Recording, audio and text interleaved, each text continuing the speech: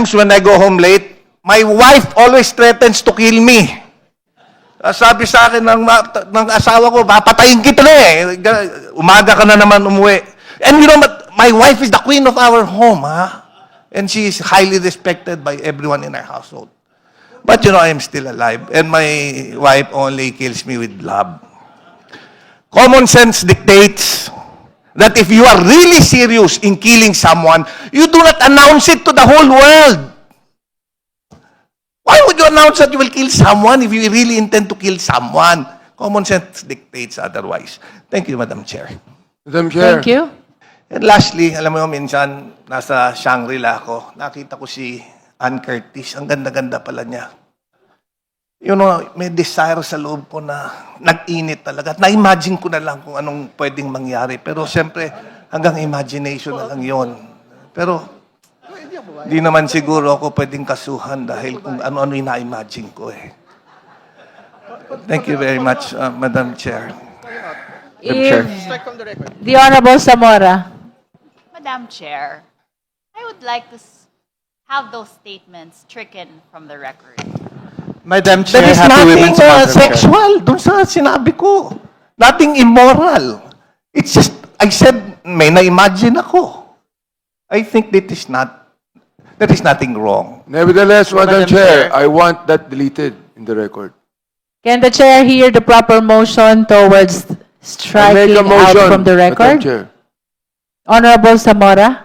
Madam Chair, I move to strike those statements from the record. Objection, Madam Chair. There is a motion to strike out from the record the earlier manifestation of the Honorable Suntay about his imagination upon seeing Ann Curtis. Do I hear a second? I second. The Second, same Madam has been Chair. seconded. Is there any objection? The same has been objected to. Let us now divide the House. Those who are in favor of the motion, please raise your right hand. I am not questioning that the statement was stricken out. I am asking so that next time I would be more careful. If it is desire, I will never use desire in this committee. If it is imagination, then I will not use it also. Just for clarity, clarification purposes. Dahil baka yung iba yung gumamit, di ba? Dapat they should be forewarned also. So that's why I'm asking. To conclude our discussion on the There was earlier a- manifestation of the Honorable Suntay, the Honorable Adjong is correct. The same has been ruled upon, and let us all be reminded, it is the majority that rules in this committee. Let us conclude the discussion on that manifestation. We're hearing all the endorsers of the impeachment complaint. Sangayon naman ako sa kanila dahil ang mga sinabi nga natin mga endorsers, there has been allegations now of misuse of hundreds of millions of public funds. Merong mga sworn affidavits, merong mga allegations na binitawan, merong usapin regarding betrayal of public trust, graft and corruption. Kagaya nga ng sinabi ni Congresswoman Renico, hindi dapat tayo matakot ungkatin ang katotohanan. At kagaya ng sinabi ng aking kaibigan, si Pastor Benny Abante, public office is a public trust. We should proceed with fairness and without fear. Bottom line, we have to be impartial. That's why I would like to raise this. In the light of serious allegations contained in a joint affidavit issued last February 23, that has been reportedly transmitted to the Office of the Ombudsman, there have been allegations that some members of Congress nakatanggap ng envelope, nakatanggap ng maleta, ito'y naibigay, kung hindi sa opisina, sa townhouse. No, let me finish. There's You a will have point your of turn order, because the this is Honorable bearing. Suntay. This is not an allusion Order. to prejudge the veracity of the allegation. Honorable Suntay, there is a point of order. This is also a point That of is order. the highest Madam Chair. hierarchy among all the What is motions. the relevancy of this speech? No. to the determination of sufficiency in form? Madam Chair, this is very relevant because we are, please, Honorable Suntay, please wait until he finishes with his point of order. The Honorable Terry Ridon is recognized. Kindly use a microphone which is okay. Madam Chair, the speech of our distinguished colleague is absolutely relevant to the question of sufficiency of form and substance in the matter. And more importantly, my understanding of what he's stating today is that he's probably accusing members of Congress, members of the House Committee on Justice, as receiving payments for the implementation of our mandate in the impeachment proceeding. So, which is which, Madam Chair? So I think his speech is out of order and this should be decided promptly by the committee. Okay, we heard the basis of the point of order of the Honorable Terry Ridon. Now we shall hear the answer of the Honorable Suntay. Yes, Madam Chair. Ang problema sa Kindly kaibigan ko, justify the relevance of your He is statement to the jumping the current gun. impeachment proceedings. he is jumping the gun. This is actually relevant not only in the determination of form and substance. This is relevant in the impartiality, in determining the impartiality of this hearing, which is very important. Madam Chair, this is not an accusation. Kaya nga, kung hinintay lang ako patapusin, ewan ko, bakit naman yung aking kaibigan, naggagalaiti ka agad at concern na concern. You know, if we have nothing to fear, then we just listen. If we are not being alluded, why are we so guilty? So let me finish. The issue here is not to prejudge the veracity of the allegation. However, given the gravity of the claims and the potential impact on the credibility of the committee's proceeding, ang gusto ko maging malinaw lang po, hindi ko hinuhusgahan yung aking mga kasamahan o ipagpalagay na totoo ang mga aligasyon. Hindi rin po ito personal na laban sa sino man sa inyo. Sa katunayan, ang layunin ko ay kabaligtaran upang protektahan ng bawat isa sa inyo. Mabigyan, kasi may listahan na nilabas eh. Ang gusto ko po, sa ganitong pagkakataon, Madam Chair, naniniwala ako na mas mabuti na tayo mismo ang magharap at maglinaw ng issue. Kaya maging kaysa maging bulong-bulungan pa ito. Bigyan natin ng pagkakataon bawat membro ng committee. Pagkakataon mismo na mag-assess ng kanilang sitwasyon or if they can be an impartial member of this committee. Yun lang. Kung sa tingin nila, they can be an impartial, then let's proceed. However, if they think that baka pagdudahan sila at pagdudahan yung lalabas dito na resulta, then let's allow them if they want to recuse. If Honorable Suntay, with all due respect, unless all your manifestations have complete relevance to the current impeachment proceedings, you're enjoined by the chair to proceeding to your manifestation. That's why, Madam Chair, Ordered. Madam Chair, my point is just to... if we Honorable could- Sunta, you are enjoined already by the chair to cease from manifesting, from making manifestations which are totally irrelevant to our current proceedings. Okay, thank you, Madam Chair. But as I Thank mentioned, you. this goes to the impartiality of the committee. You are Thank you assured very of the much. impartiality of the Justice Committee. Now we shall proceed to the determination of sufficiency in form. Thank you, Honorable Suntay. Thank you, Madam Chair. Well, I would like to agree with the opinion of my esteemed colleagues, Congressman Chua, and our Vice Chair, Congressman Flores. Initiation and commencement are two distinct things. An impeachment complaint is commenced by the filing of the complaint. Kung wala yung complaint, there is nothing to commence. Under the ruling of Francisco, initiation is a two-step process. First, the filing, and then the referral to the Committee on Justice. The 2025 decision was very clear. No impeachment proceeding may be commenced. Commenced yung ginamit na salita, hindi initiated. So, what is commenced? As I mentioned earlier, the filing of a complaint commences the impeachment proceeding. So, very clear then that no impeachment proceeding may be commenced prior to Feb 6. Meaning to say, yung Feb 2 was clearly filed out of within the 1-year bar period. Now, assuming na hindi natin kinukonsider yung 26. Kasi alam mo, yung 25 ruling was very specific. Yung 26 ruling was silent on this matter. So, as we all know, ang controlling dyan is yung specific. If there was a specific date na binigay.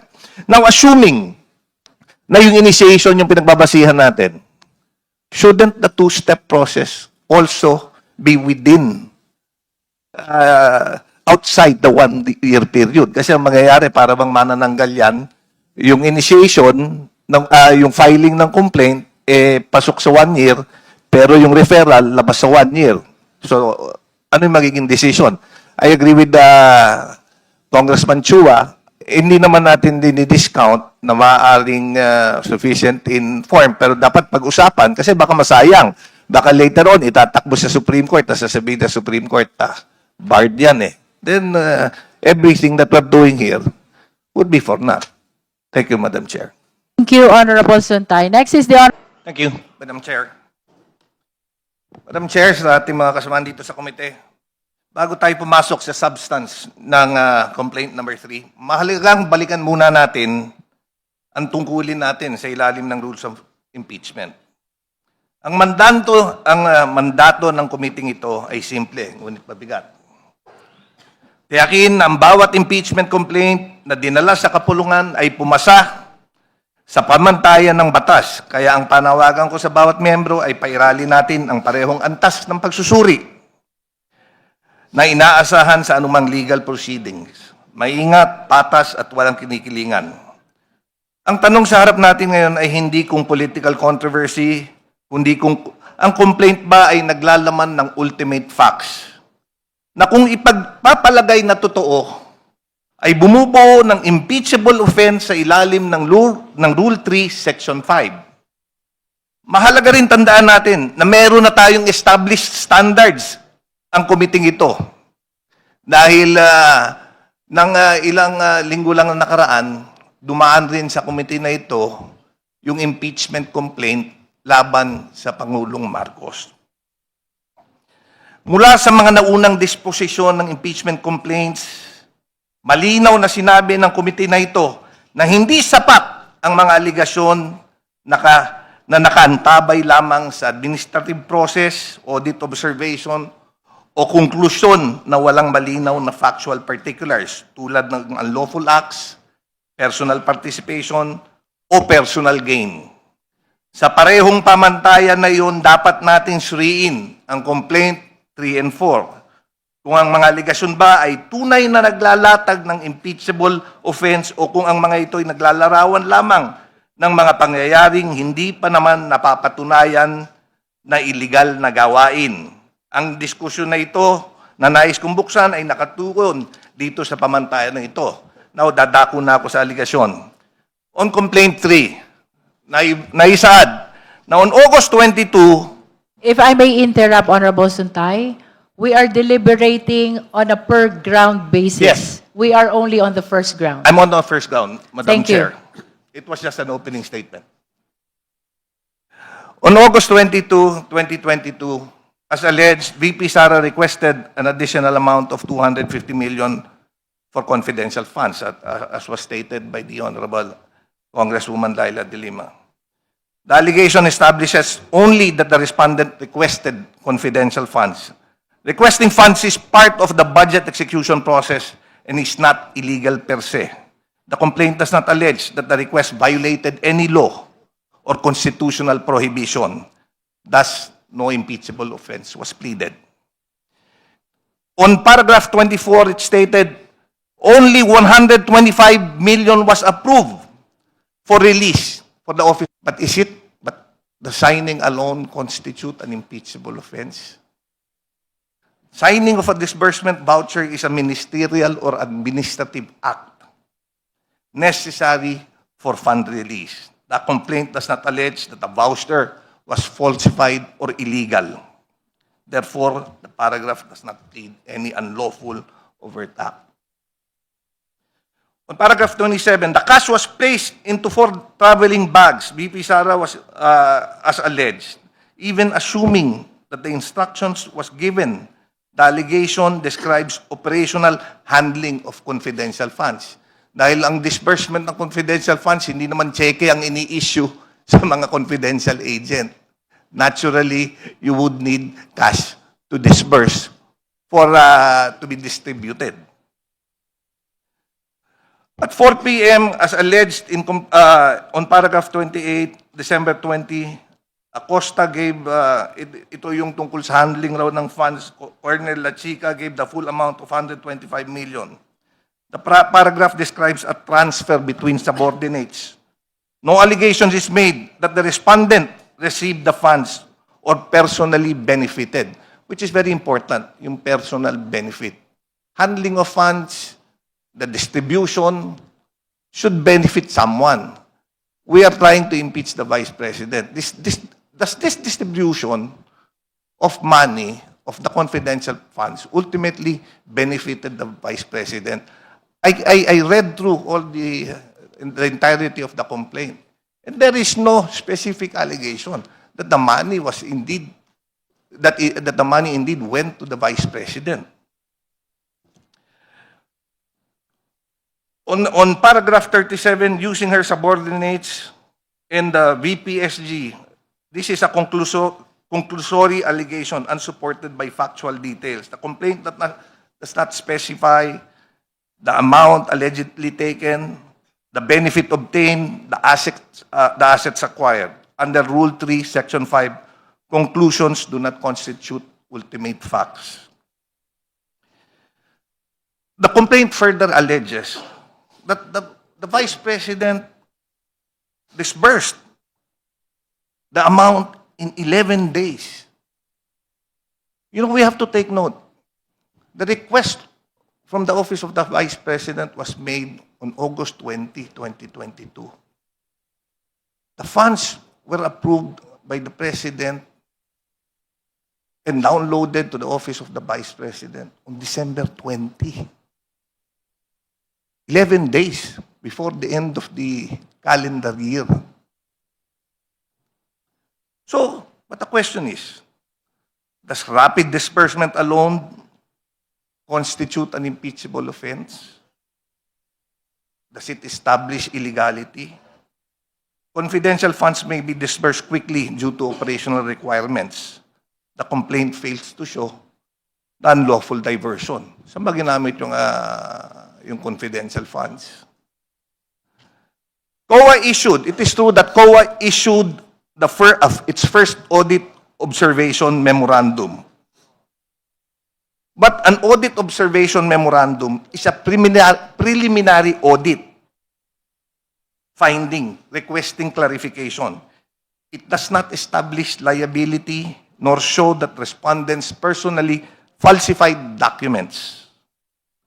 It was also alleged that COA issued a notice of disallowance on August 8, 2024 for items totaling 73 million. But a notice of disallowance establishes potential administrative liability subject to appeal.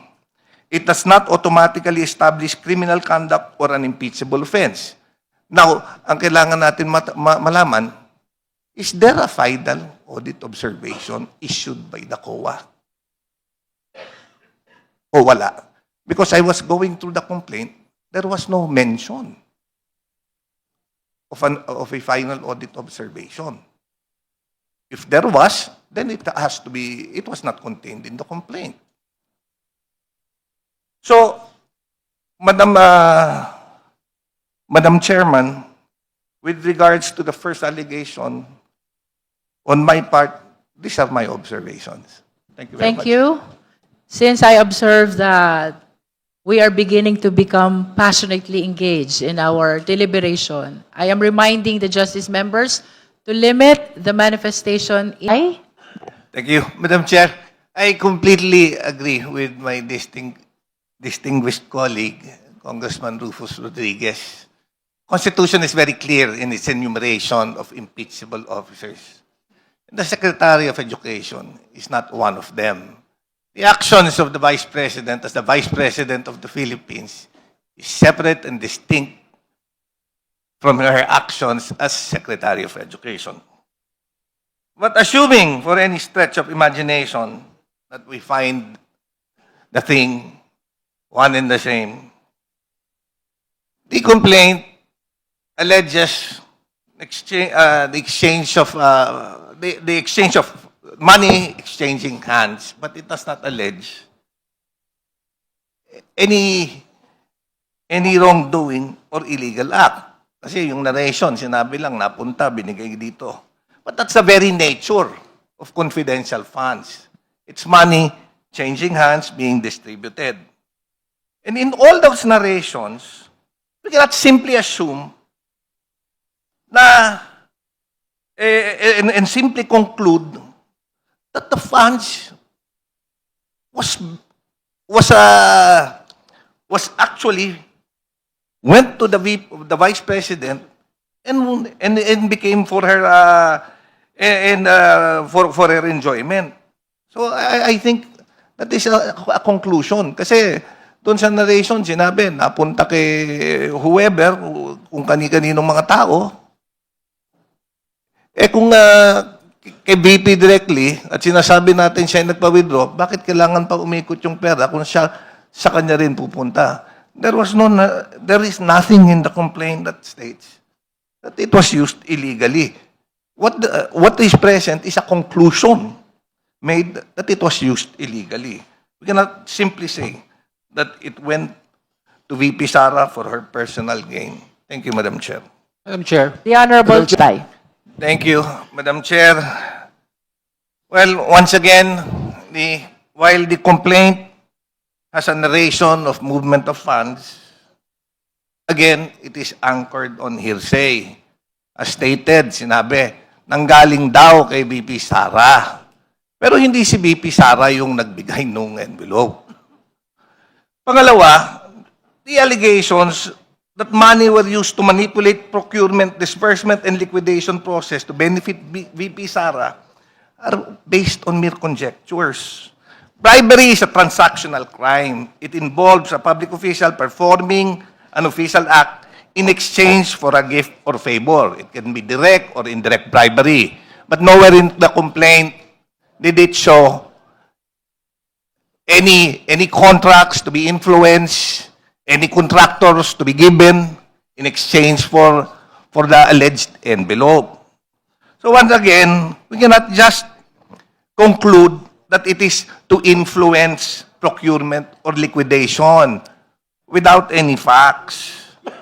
There was also an allegation of a graft under RA 3019 of giving. Now, how is this crime committed?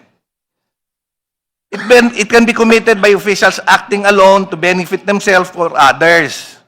Common modes include giving unwarranted benefits, entering into disadvantageous contracts, conflict of interest, requesting or receiving gifts. But nowhere in the complaint showed that the Vice President asked or benefited from any of this. Thank you very much, Madam Chair. Honorable Tai. Madam Chair, the complaint alleges that the respondent declared that she had arranged for a person to kill the President, the First Lady, and the Speaker if she herself were killed. The complaint alleges a public statement, but it does not allege the existence of an actual agreement to kill. There is not even an overt act in furtherance of such agreement. Any act constituting conspiracy or any act constituting conspiracy or attempted murder. Kasi yung alleged gunman, hindi man lang natin na-present. Now, let's go to the doctrine of free speech, which guarantees free speech and free press do not permit a state to forbid or prescribe the advocacy of the use of force or of law violation except where such advocacy is directed to inciting or producing imminent lawless action and is likely to incite or produce such action. Advocacy of violence or law-breaking is protected unless it is directed at inciting or producing imminent lawless action and is likely to produce such action. That was stated in Salonga versus Cruz Paño, 134 SCRA 438. Now, kung makikita rin natin doon sa statement ni doon sa video, and I'm glad that it was flashed on screen, which kasi in fact dapat nga hindi because it would be premature. As I mentioned, the video is not part of the complaint, but okay lang na ipakita natin diyan because it brings back yung ano natin yung pag-aalala sa mga yan. The VP said that she hired someone to kill. If she herself was killed, lo and behold, they are both alive. So ibig sabihin, walang overt action which was done. You know, sometimes. The Honorable Suntay. Thank you very much, Madam Chair. SALN violations require identification of specific undisclosed assets. The complaint does not identify any particular property or financial account which was omitted from the declaration. Without identifying the undisclosed assets, the allegation cannot establish falsity. We cannot also jump into a conclusion that what she owns is unexplained wealth without showing any proof. And as correctly pointed out by my two distinguished colleagues, the Vice Chairperson of this committee, Congressman Flores, and my esteemed former Dean of the College of San Sebastian Law School, Congressman Rufus Rodriguez,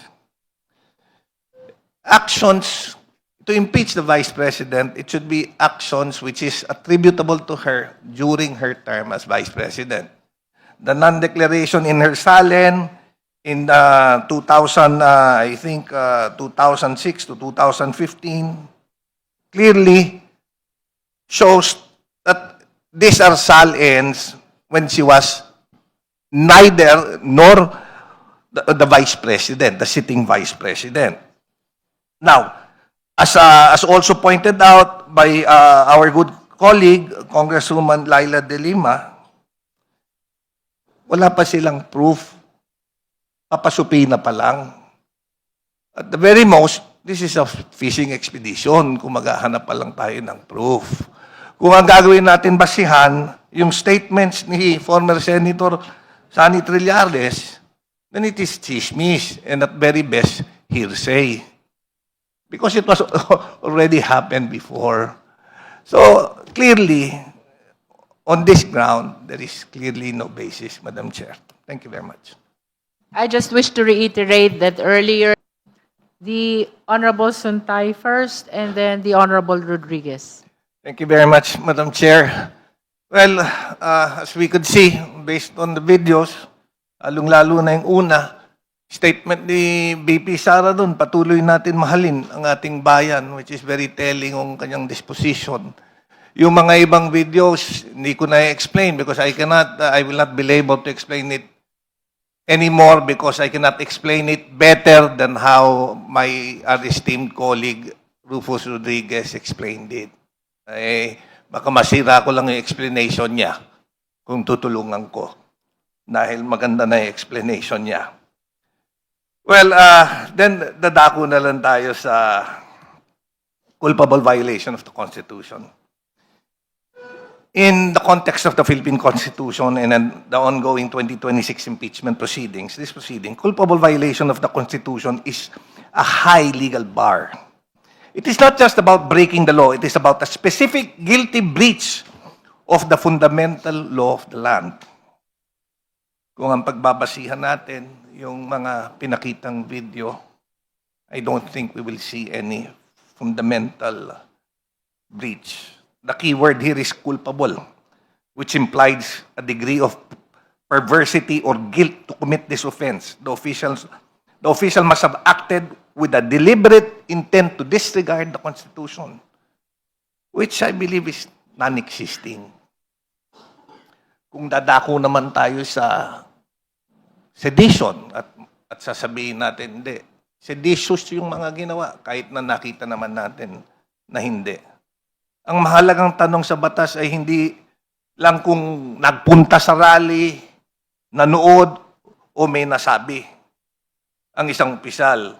Ang importante kung may aktual na ginawa o inutusan na illegal na gawain. Kung ang allegation ay nakabase lamang sa mga speech, sa rally at mga statements, political rhetoric, I don't think that it is seditious.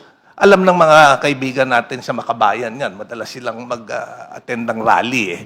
Pero kung salita lang at wala naman silang gagawing aktwal, then that is covered by their freedom of speech and is not seditious.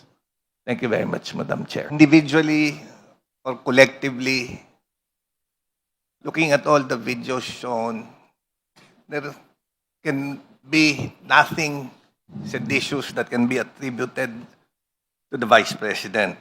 In fact, there is nothing for her to denounce, no statements to denounce. Because we cannot attribute statements made by other people to the Vice President just because she was there. Then we have to do it with everyone who is there. Lahat na lang ng present. Sabihin natin, we should attribute that statement. So, mere presence in the rally does not make her action seditious. That is very clear. Alam mo, yung tama naman yung sinabi ni Kong Rufus, yung statement as being the designated survivor, it's not illegal, it's not criminal. In fact, it's a process in the United States. Mere utterance na I'm designating myself. In fact, hindi nga pwede yun eh. Can you designate yourself without a process? Sinabi lang niya yun. Siguro magpapatawa lang siya.